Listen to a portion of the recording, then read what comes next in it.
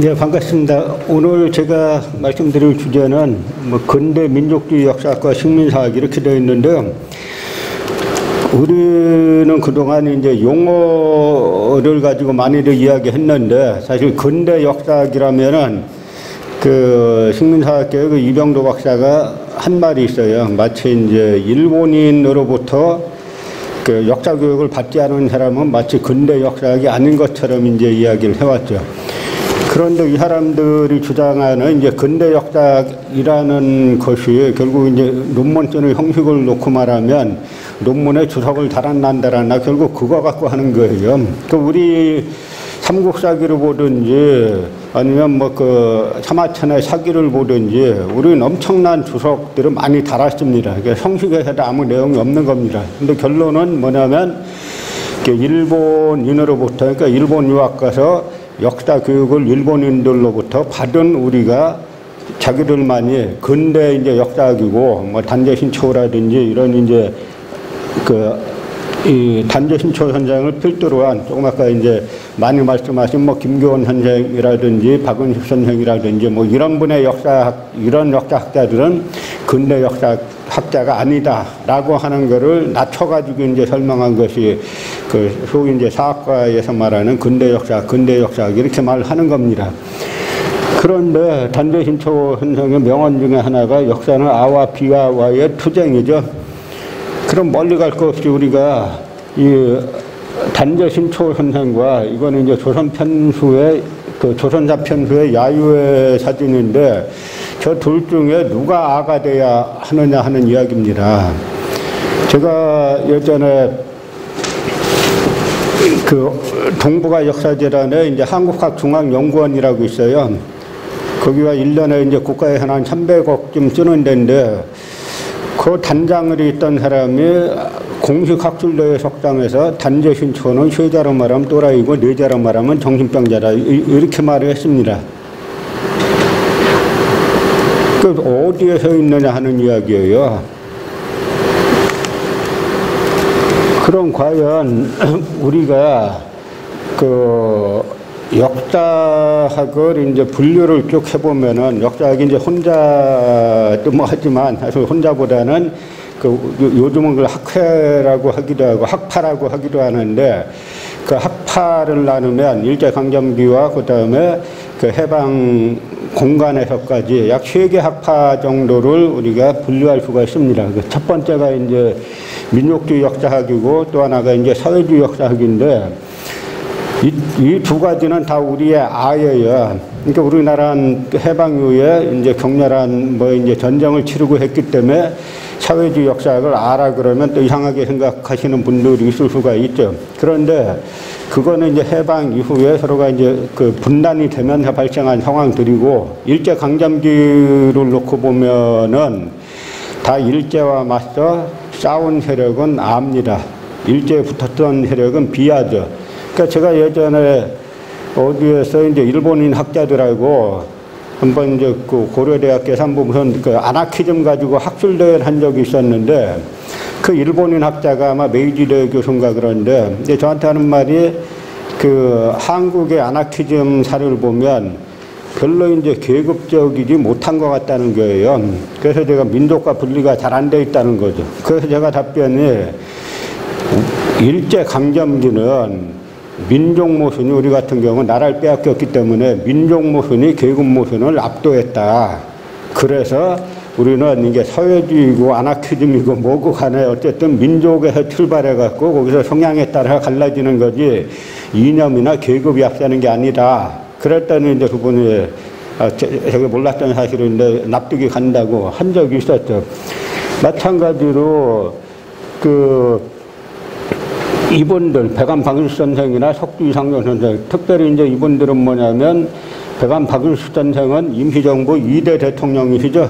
석주 이상용 선생은 임시정부가 요즘 말로 하면 내각 책임제로 바꿨을 때 국무령, 내각 그 수반이에요. 국가 원수입니다.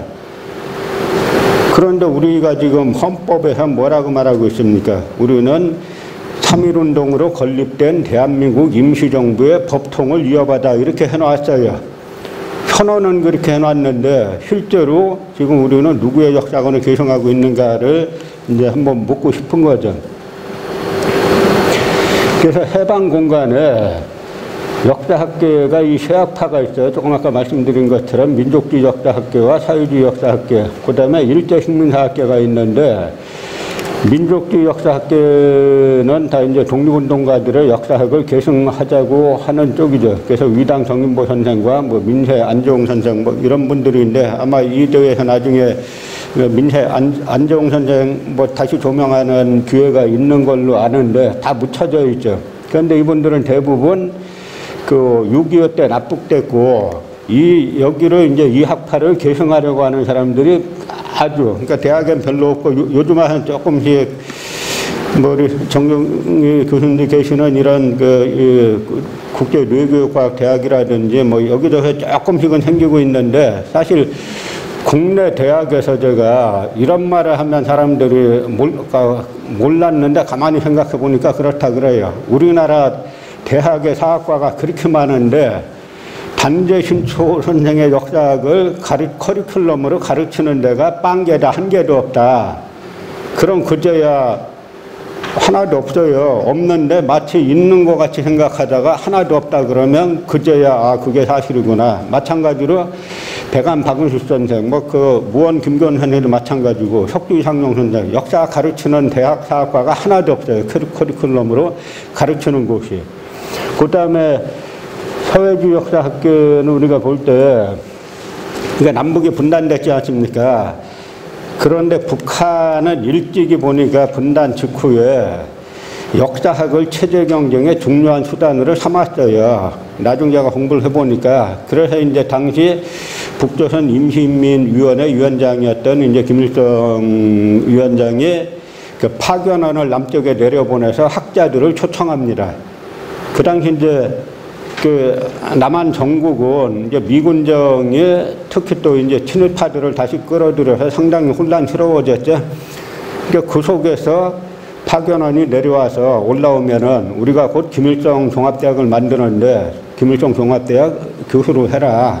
그 입장 바꿔놓고 생각하면 제가 만약 그 시대 상황이었다 그러면은 제가 예를 들어서 1946년, 7년 뭐 이 무렵에 살고 있는데 그런 제안이 왔다 그러면 제가 단칼에 거절할 수 있었을까? 여러분 같으면 어떻게 했을까? 이거 한번 생각해 볼 필요가 있는 겁니다.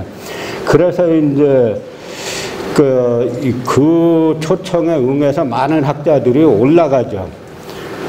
올라가서 이 학자들을 중심으로 이제 뭐 김일성 종합대학의 역사학과를 꾸리고 그다음에 조선 역사편찬위원회. 조선은 이제 북한은 두음법칙을 안 쓰죠. 그래서 역이라고 안 하고 역자를 쓰는데 사실 뭐 주제에 벗어나지만 두음법칙 같은 거 빨리 없애야 돼요. 왜 국가 권력으로 앞에 리을 발음이 나오면 리을 발음 하게 해야지 왜 국가에서 강제로 발음을 못하게 하냐고요. 이것도 다 일제 잔재인 거죠. 그래서 그쪽 북한은 주로 월북 학자들을 중심으로 역사학계가 형성이 됐습니다. 그런데 남한에는 현재 남아있는 유일한 이쪽 세력과 민족주의 역사학계와 사회주의 역사학계가 그런 식으로 한쪽 다 남한 학계에선 사라지면서 남은 세력은 소위 이제 식민사학자들밖에 없게 됐어요. 핵심으로는 아까 조선사 편수회 야유회를 보셨는데 조선사 편수회에서 자국사를 난도질했던 이병도나 신석호 이런 사람들이 역사학계를 100% 장악했어요. 우리나라 딴 분야는 다 나눠져 있습니다. 심지어 검찰도 나눠져 있잖아요. 검찰이 검사 동일체 원칙을 하는데 제가 볼 때 강단사학 동일체 원칙은 검사 동일체 원칙보다 100배 더 써요. 여기는 뭐 보수진보도 없어요. 다 하나입니다. 전 세계에서 유일한 어떻게 보면 이런 전체주의 조직이 어떻게 백주 대낮에 활동할 수 있을까 싶을 정도로 없어요. 암만 찾아봐도. 그런데 이 사람들 논리가 이거 내가 조금 이제 말씀드린 거고요. 그래서 서강대 교수였던 뭐 이기백 교수 이분이 썼던 한국사 실론이 뭐 한때는 한국 사는 사람은 다 저 책 가지고 했죠. 그런데 이 책에서 저 이기백 교수가 역작을 셋으로 분류했어요. 하나는 민족주의 사학, 또 하나는 유물사관, 또 하나는 실증사학. 용어 자체도 사학으로 분류했으면 나 사학으로 해야지. 두 개는 사학이고 하나는 또 사관으로 했어요. 근데 제가 조금 아까 말씀드린 세 학파 중에 하나는 민족주의 역사학이 있었고 또 하나는 사회주의 역사학이 있었죠. 그건 이제 이기백 교수 분류로 유물사관이라고 치고, 그럼 또 하나 뭐가 있다 그랬어요, 제가. 식민사학이 있었다 그랬죠? 식민사학이 어디로 갔냐 이거예요. 없어졌죠? 대신 실증사학이 들어왔어요. 그런데 이분들이 실증사학에 대해서 말하는 거 보면 한번 이병도 씨가 한국사 대관에서 쓴 걸 한번 읽어보면 역사를 새롭게 고찰한다고 객관을 몰각한 주관이거나 어느 한 편벽된 사관에 치우치거나 또는 사실을 고립적 표본으로 고찰한다면 그것은 잘못이다. 항상 객관을 토대로 삼아 시야를 넓혀 다각적으로 또 종적, 횡적, 심적, 물적인 관련 아래 공정하게 고찰하여야 한다. 이게 뭔가 말 잔뜩 나열해 놨는데 이게 무슨 이야기예요? 또 이기백 씨가 한국사 실론에서 이에 대해서 실증사학은 한국사의 발전을 어떤 선입견을 가지고 이에 맞추어서 보는 것에 반대하였다.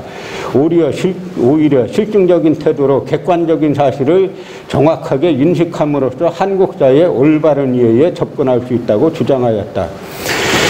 여기서 중요한 게 뭐냐면 이 사람들이 항상 객관을 이야기하잖아요. 역사학의 객관이 뭡니까? 우리가 지금 하는 건 객관이에요? 저 사람들 말하는 건 객관입니까? 그런데 객관이랑 이 사람들이 말하는 객관은 뭐냐면 제국주의 사학을 말하는 거예요. 일본 식민사학, 일본 제국주의 사학이 객관이라는 겁니다. 그 뿌리가 랑케에서부터 나오는데 사실은 랑케는 독일 민족주의 사학자예요. 그런데 일본 역사, 소위 일본에서 말하는 소위 일본 근대 역사학의 시작이라는 게 뭐냐면 랑케의 제자 중에 리스라는 학자가 있습니다. 이 랑케의 제자 리스를 일본에 초청해가지고 도쿄대에 사학과를 만들면서 일본에 자기들이 말하는 세층 이제 근대 역사학이 시작되는데 랑케는 독일 민족주의 역사학이었는데 이걸 랑케의 제자 리스에게 랑케의 실증주의를 배운다라고 하면서 일본인 학자들이 이걸 제국주의 역사학으로 변형시킨 거예요. 그럼 요즘 톡하면 요즘 와서 여식민사학자들하고 짝퉁 김보들하고 북한의 고고학자들은 그 유물까지 조작했으리라고 생각 못하고 계속 이제 이 한사군이 북한 지역에 있었다라고 주장했습니다. 그런데 제가 이걸 보면서 놀란 게 이 역사 논쟁에 또 북한 당국은 개입을 안 했어요. 저희가 생각하기에는 그냥 당에서 이쪽으로 정리해가지고 했을 것 같은데 그렇게 안 했습니다. 그러니까 계속 이 고조선을 가지고 문헌사학자들하고 고고학자들하고 계속 논쟁을 했어요. 그러다가 북한에서 1958년도에 리지린이라는 역사학자를 북경대 유학 보냈는데 그 북경대에서 그 리지린을 가르친 사람이 지도교수가 이제 고힐강이라고 중국 고사변학파의 대단히 유명한 그 학자입니다. 그런데 이 고일강의 고사변학파는 그러니까 중국 고대사를 의심하자라고 하는 거예요. 핵심 주장은 중국 고대사는 유학자들이 조작한 게 많다라고 하는 건데 막판에 가면 중국 학자들은 중화사관에서 벗어나지 않습니다. 그래서 이 고일강이 그 낙랑군은 또 평양에 있었다라고 주장해요. 그런데 그 고일강을 상대로 리지린이 방대한 고조선사에 관한 이 논문을 제출해가지고 1961년에 박사학위를 받습니다. 이게 이제 제가 대륙고조선을 찾아하라고 해갖고 리지린의 그 박사학위 논문을 번역해서 2018년에 출간한 건데요. 핵심 주장은 서기전 5, 4세기에는 고조선의 서쪽 광역은 하북성 난하까지였고 연나라 장수 진계에게 영토를 좀 뺏긴 다음에는 그 대릉하까지였다. 그리고 한사군은 지금의 요동반대에 있었다. 그래서 낙랑군 평양사를 폐기시켰습니다. 그러니까 리지린이 박사학위를 받고 그 1961년 8, 9월 달에 평양에서 고도현에 관한 과학 토론회가 열리는데 여기에 참석해가지고 박사학위 논문을 발표하죠. 여기에다가 저 책의 제일 뒷부분에 보면 방대한 그 고고학 사료까지 다 올려놨어요. 하북성 일대에서 나온 고고학 사료까지 다 올려놨기 때문에 북한의 고고학자들도 더 이상 여기에 대해서는 반박하지 못하고 1961년도에 이미 북한학계는 낙랑군 평양설, 한학원 한반도설을 다 폐기시키고 그 한학원 요동설로 정리를 한 겁니다. 지금으로부터 60년 전에요. 안 넘어갔나?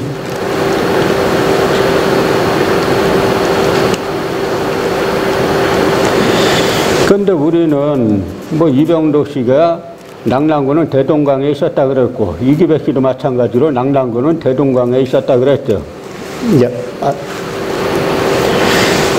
그런데 2017년에 그러니까 2016년에 뭐 이제 아시는 분은 다 아시니까 이제 말씀드리면 제가 2016년에 그 역사 가지고 임날부무설 가지고 뭐 재판하다가 유죄판 1심에서 유죄 판결 받았잖아요. 그러니까 그 사이에 2016년에 그 역사비평이라는 데서 이제 끝장내자라고 해가지고 아주 그 한국 고대사와 사이비 역사 이런 특집으로 이제 2차례에 걸쳐서 이제 싣죠. 거기다 소위 말하는 여기 등장한 이 젊은 학자들, 뭐 안정준이니 김재원이니 기경량이니 사람들이 거기에 여러 논문 실었는데 주제는 하나예요. 뭐냐면 조선총독부 역사관은 영원히 우리를 지배하신다. 조선총독부 식민사관은 조선총독부 조선사편수에는 영원히 우리의 역사관을 지도하신다. 그 내용이에요. 핵심은.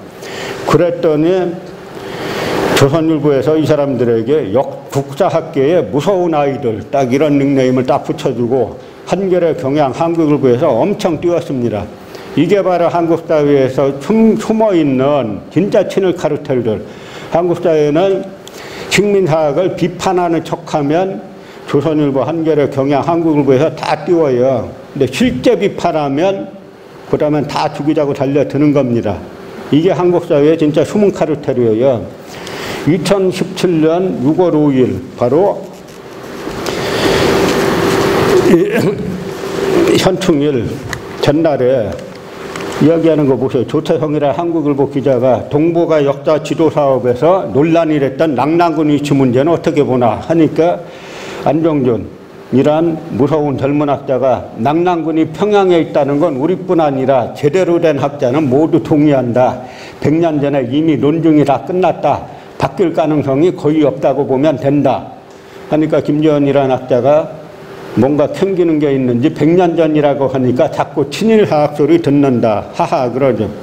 그러니까 규경량이란 젊은 무서운 학자가 그러면 200년 전 조선 실학자들이 논쟁을 끝냈다라고 하자. 이 존 카터 코벨이라는 미국인 학자가 있습니다. 그 미국 콜롬비아 대학에서 미술사, 동양미술사를 박사학위를 받고 일본에서 연구하다 보니까 일본의 고대 미술이라는 게 전부 다 가야계라는 거예요. 그 다음에 백제계. 근데 이분이 한국에 그 다음에 건너와가지고 충격을 많이 받았죠. 이 한국 학자들이 일본 학자들보다 더 친일사학이니까 이분 충격을 많이 받고 어떤 글을 썼냐면 나는 이 사람 한국 학자들이 왜 저렇게 진실을 말하기 두려워하는지 모르겠다. 아마 일본인들로부터 배워서 그런 것 같다. 근데 젊은 학자들은 그렇지 않을 테니까 젊은 학자들이 좀 박차고 나와가지고 역사의 진실을 밝혀줬으면 좋겠다. 그렇게 존 카터 코벨이 이야기했어요. 근데 정작 나온 젊은 학자들은 조선총독부 역사관은 영원히 우리를 지배하신다라고 선언을 했는데 논리를 보자기에 낙랑군이 평양에 있다는 건 우리뿐만 아니라 제대로 된 학자는 모두 동의한다.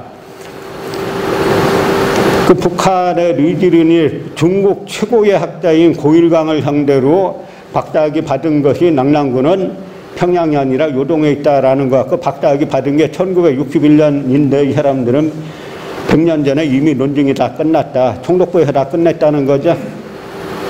이 사람들은 1945년 8월 14일 이전에 사는 사람들이에요.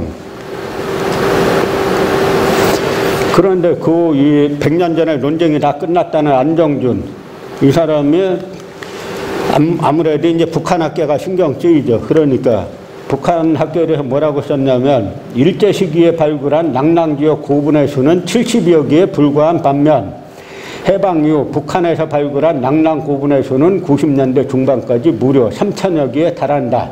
현재 우리가 아는 낙랑군 관련 유적의 대다수는 일제 시기가 아닌 해방 이후에 발굴되었다 해도 과언이 아니며, 이렇게 아까 무석인 아이들 역사 비평에 쓴 여기에 북한에서도 낙랑군을 평양이라고 한다라고 버젓이 논문을 썼어요. 그럼 북한에서는 실제 뭐라고 했냐면, 이순진이라는 북한학자가 평양 일대 낙랑 무덤에 대한 연구에서 해방 전에 일제 오용사가들은 우리 민족의 자주의식을 거세하고 조선 역사의 후진성과 조선민족의 예속성, 낙후성을 주입시키기 위하여 우리 민족자의 첫머리인 단군조선의 역사를 말자라는 한편, 평양 일대의 낙랑 무덤을 한나라 낙랑군 시대의 유적으로 왜곡 날조하면서 그것을 기초자료로 하여 한나라 낙랑군이 평양 일대에 있었다는 낙랑군 재평양서를 조작해냈다. 이랬죠. 북한학계 주장은 뭐냐면, 위만조선의 그 후예, 그러니까 고조선의 이제 후예들인 낙랑국, 최리가 왕을 있던 낙랑국, 그 유적이라고 하는 건데, 국자를 갖다 군자를 바꿔갖고 낙랑군 유적으로 바꿔서, 글자를 바꿔서 사기를 친 거예요. 그런데 이게 아주 이 사기가 학문적으로 보통 사기가 아닌 게, 아까 이 주장을 하면서 안정준, 이 사람이 이 주장을 하면서 참고문헌으로는 바로 이순진 걸 써놨어요. 그러니까 제가 이 사람들 보면 도대체 이게 양심이란 게 있는지, 정 180도 거꾸로 하는 이야기. 그런데 보셔서 거꾸로 이야기했더니 한국의 보수진보 언론이 다 가서 해가지고 박수 치잖아요. 그러니까 얘기 안 끝나는 거예요. 또 하나 이제 요즘 가야 가지고 뭐 이제 그 이야기 많은데요. 가야는 결국 임나 일본무설 때문에 시끄러운 건데, 남한 학자들은 임나 일본무설 다 극복했다, 입만 열면 극복했다 그래요. 그러고 그 다음에 뭐 식민사학도 마찬가지죠. 이기백 교수 글도 보면 앞에다가는 항상 식민사학 비판해놔요. 강론 들어가면, 본론 들어가면 다 식민사학이에요. 그러고 나서 임나일본무설도 똑같습니다. 임나일본무설 비판했다, 항상 그렇게 총론해서 말해요. 그 역사학 잘 모르는 일반 국민들은 극복했나 보다 그러죠. 그러고 그 다음 하는 건 핵심은 뭐냐면, 임나는 가야다. 임나 가야설이 임나일본무설의 핵심 논리예요. 그 임나 가야설을 최초로 주장한 인물이 나가미치오라는 그 에도 시대 일본 국학자인데 황국론자죠. 그 다음에 일본군 참모본부에서 임나사에 관한 책을 2권이나 내요. 여기 우리나라 육군 참모본부에서 갑자기 인도네시아 상고사 이런 걸 내면은, 필리핀 고대사, 한국 합동참모본부에서 그런 책을 내면 여러분 어떤 생각 드세요? 아니, 한국 합동참모본부가 할 일이 없어서 필리핀 고대사 책을 왜 내? 이러죠. 일본군 참모본부가 임나 명고 뭐 해가지고 임나에 관한 책을 일찍이 냈을 때 강화도제약 6년 후에 냅니다.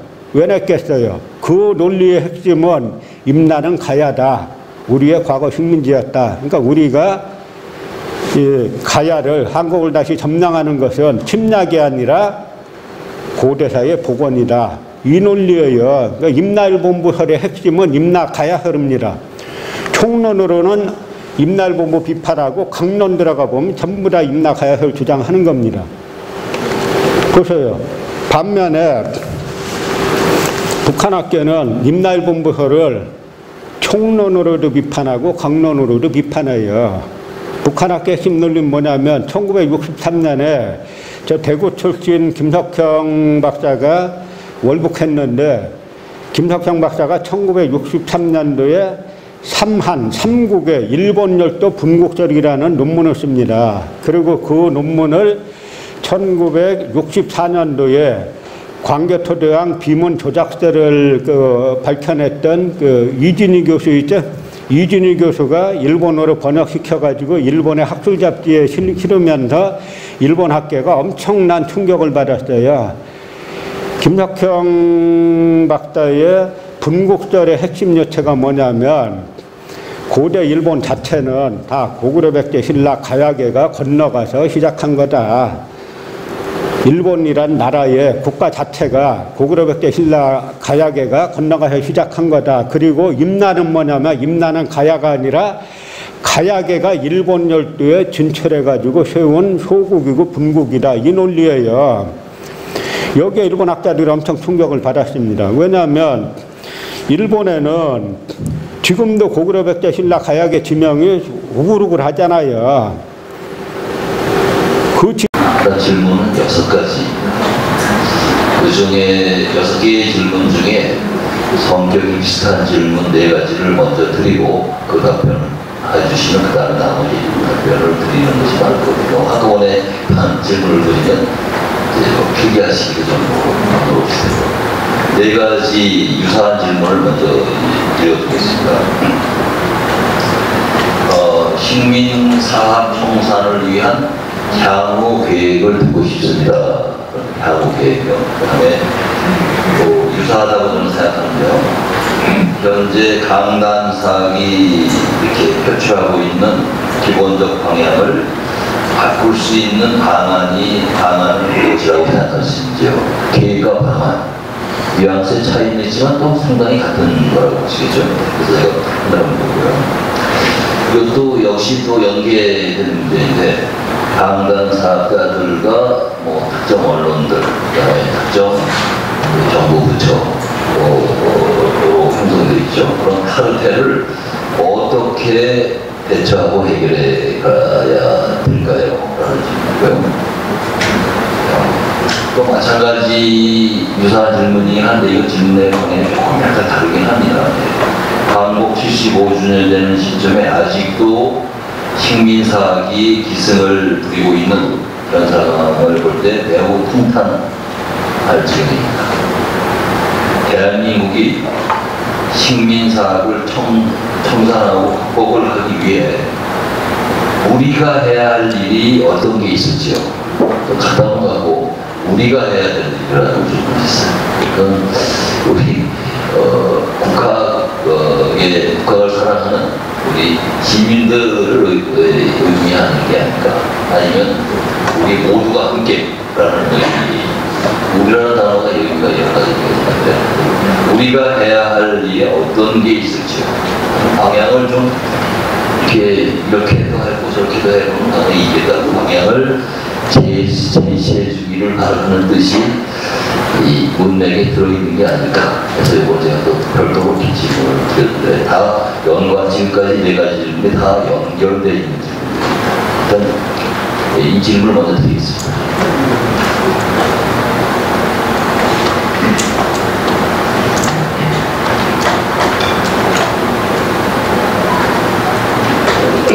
저한테 확실한 답이 있으면 얼마나 좋겠습니까만은 하는데 답답한 건 마찬가지인데 이제 제가 한 20여 년 이상 이 활동을 쭉 해오면서 이제 몸으로 또 마음으로 느끼는 것들이 있어요. 이제 지난번 이제 예를 들어 박근혜 정권 때 국정교과서 가지고 상당히 소송을 겪지 않았습니까? 이게 저도 국정이란 형식은 말이 안 된다라고 해가지고 저는 길거리 특강에서 반대도 했습니다만 저는 그 당시도 이 형식도 나쁘고 무엇보다도 내용도 중요하다. 그런 국정교과서를 철폐하고 새로운 검정교과서를 만들면 원래 주요 선진국들은 다 자유발행제입니다. 각자가 자유롭게 써가지고 이제 하는 건데 우리는 입시의 규정력이 워낙 크기 때문에 현재 자기가 이제 가기 힘들고 검인정으로 간다 할지라도 사실 일반 국민들이 국정과 법인정이 큰 차이가 있는 줄 아는데 별 차이 없는 게 아니라 다 지침이 있는 겁니다. 그 지침이 국정은 이제 하나만 쓰는 거고 나머지는 그 지침에 따라 이렇게 쓰는 거기 때문에 큰 차이는 없는 거예요. 그런데 결국은 내용이 더 중요하다라고 했는데 우리나라가 지난 이제 박근혜 정권 때 국정교과서 가지고 엄청 혼란을 겪고 막 시끄러웠잖아요. 그럼 이제 국정교과서 폐기되고 새로운 국민교과서가 나왔어요. 그럼 뭐가 이게 뭐가 달라졌고 뭐 이렇게 나와야 되지 않습니까? 조용하죠? 이 사람들이 몰래 반응했어요. 그래서 저희가 다 분석해보니까 어떤 부분은 박근혜 국정교과서보다 더 후퇴한 부분도 많아요. 그 근현대 부분 조금 달라진 거지 전체로 보면은 99%가 같은 내용입니다. 그러니까 이것이 뭘 말해주냐면 결국 우리는 박근혜 정권 때 그렇게 광화문 중국각지에다 특보를 밀고 해서 정권을 바꿨는데 전 세계에서 놀랄 정도로 민중의 힘으로 정권을 바꿨는데 그 민중은 지금 어디 갔냐라고 이제 물을 때가 된 거죠. 그러니까 어떻게 할까요? 다 이제 마찬가지 연동되는 질문인데요.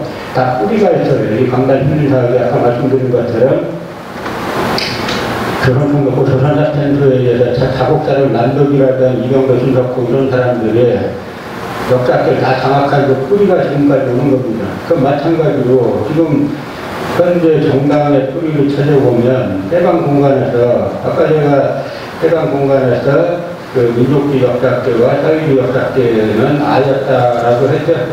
그러면 그 정치에서 보면 해방공간에 똑같이 저희가 해방공간이라고 그러면 1945년부터 1948년까지로 이제 말하는 건데요.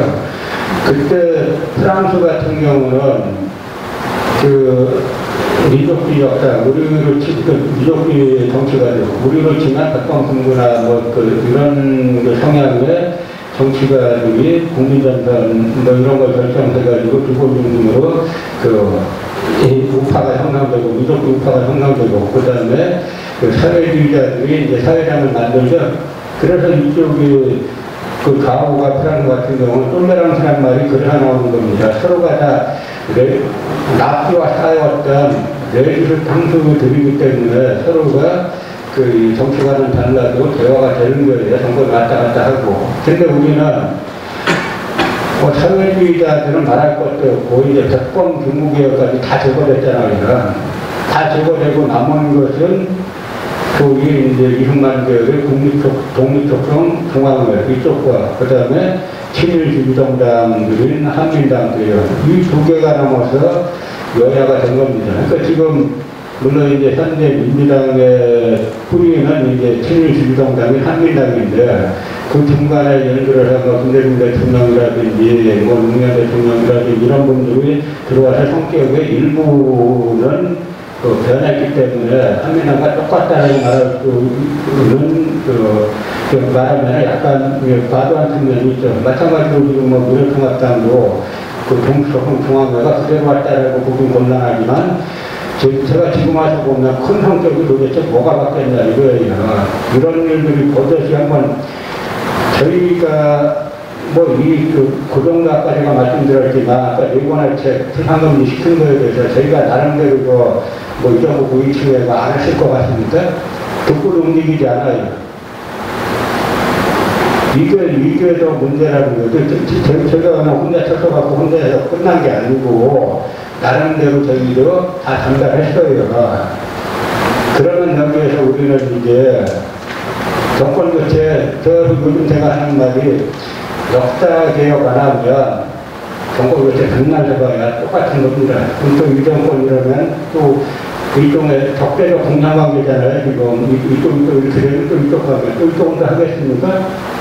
거기 항상 뭐가 빠지냐면 그 촛불을 들었던 민들은 어디가 있냐 하는 거죠. 이런 시각으로 보면 이제 말이 안 되는 것 같습니다. 그러니까 이제는 이제 우리 국민들이 외국에서 볼 때 상당히 위대한 국민으로 보고 사실 지난 촛불도 그렇고 한국은 이 사회부도 그렇고 그 다음에 녹식도 그렇고 지난 촛불도 그렇고 이 잘못된 정권을 여러 번 갈아치운 이제 위대한 국민임에도 불구하고 결과물은 나 소수 지금 보면은 소수 정치꾼들이 다 가져가지 않았는가 라는 생각밖에 안 드는 측면이 있어요. 조금씩은 낮췄겠죠.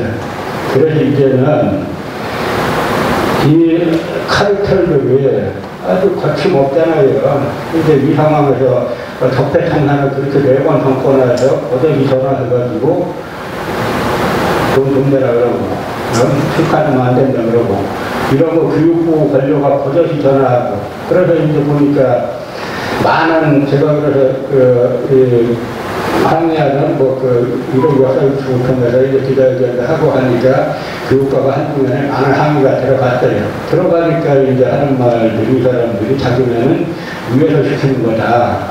그럼 그 위가 누구나 이거예요. 그리고 거짓말들, 저쪽들하고 우리하고 토론하자 그랬다는데 우리가 안 나왔다 그런다. 또 이 사람들이 사실인가고 용서에 막 전화하는 게 말 같지도 않은 얘기들이고 우리가 그 심사자들하고 학술 토론하게 해달라. 토론하자. 그러니까 한국에 또 절대 안 된다고 이름 가르쳐달라. 이름 절대 못 가르쳐준다. 이래놓고 나서 지금은 막 항의전화 들어오니까 딴소리 하는데 그 항의전화의 핵심이 뭐냐면 위에서 시켜달라는 거 아닙니까? 그러니까 그야말로 국민을 대돼지로 보고 있는 거하고 뭐가 다르냐 하는 이야기죠. 그러니까 이제는 뭐라 그럴까 하다 보면 제가 이제 저 스스로를 어떻게 보면 불행한 학자에게 공부만 해야 되는데 이게 공부해갖고 풀리지 않는 상황이니까 할 수 없이 역사 운동까지 같이 하는 건데 이제 결국은 노무현 대통령이 그런 말씀하셨죠. 그 깨어있는 시민들을 조직된 시민의 역사를 바꾼다. 그거를 단순히 어떤 당 물리치고 하기 위해서 할 것이 아니라 이제는 나중에 선거 때가 되면은 이 역사 문제를 시대첨단 위기로 끌어올려야 돼요. 저는 이 방송 보시는 분들이나 여러분들이나 당을 하나 만들어서 하시는 역사 주체로 해가지고 하지만 그게 아니면은 최소한 역사 문제에 대해서 어떤 관점을 갖고 있는지 구체적으로 집권하면은 이 문제를 어떻게 해석을 할 건지 라는 플랜을 제시하는 정당과 정치를 정당에게 다수의석을 주고 그 다음에 정치를 대통령으로 만들고 시장으로 만들고 지사를 만들겠다라고 하는 힘이 있을 때 이게 바뀌는 거지 수십 년대가 뭐 한탄하고 막 해봐야 안 바뀌어요. 결국은 저 사람들 생각은 표가 되면 나라를 틀어먹습니다. 제가 지금까지 와서 내린 결론은 결국은 국민사표가 많다라고 착각을 하는 거죠. 그렇기 때문에 이제는 단계를 좀 올릴 필요가 있습니다. 단계로 우리가